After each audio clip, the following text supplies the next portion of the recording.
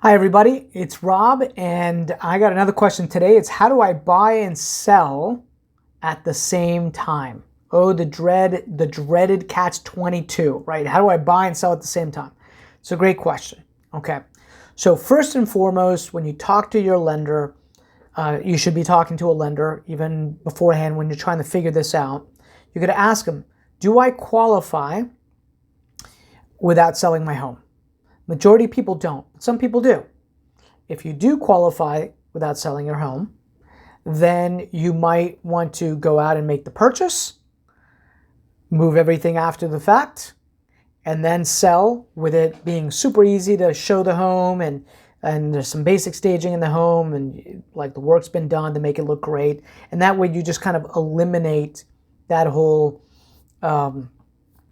timing issue that can occur, right? So if you can make that happen, great, do that. Many times though, people don't have the cash for the next purchase. They might qualify, but they don't have the cash. So you would talk to your lender about doing what's called a bridge loan that allows that exact same concept to occur. You're essentially just taking the equity from the existing home and you're able to buy your next home, right? And then they've got a period of time that they're going to allow you to sell your current home, right? So take a look at a bridge loan. If you need a referral for a great lender, I'm here to help, right? Just send me a text or hit me up. But many people don't have that and nor do they want to do the bridge loan for whatever reason, right? They should do it every single time. So they're like, well, what do I do, right? Like I want to sell and I want to buy. I feel comfortable selling and buying, but I'm worried about, if I sell here, then I'm going to be homeless. I'm not going to have something else to buy.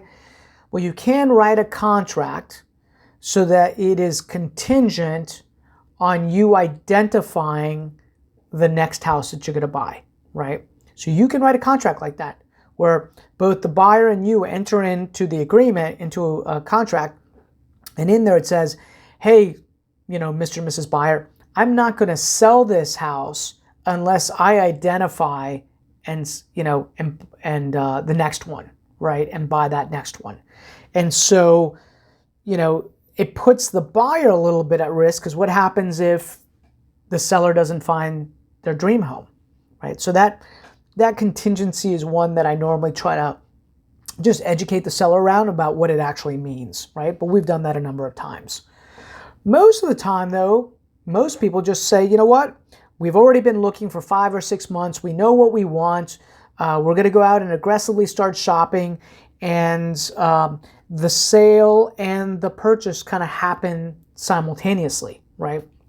And so somebody will go out, they'll put something under contract, they'll delay settlement for a little while, like up to 60 days. They get their house on the market. They know that the market is moving quickly. If it's priced right, like at or slightly below the market, they know that they're going to get a contract. They create leverage because they're dealing with an experienced agent.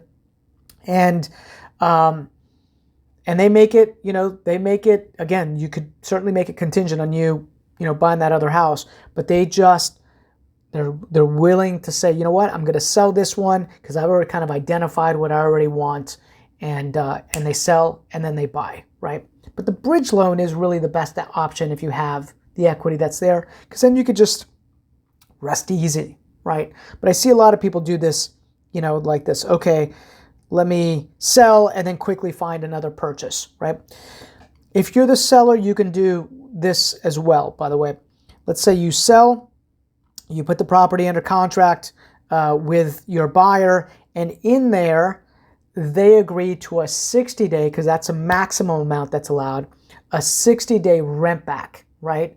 So you know that you have at least 90 days, because it'll take about 30 to 45 days to settle on your property.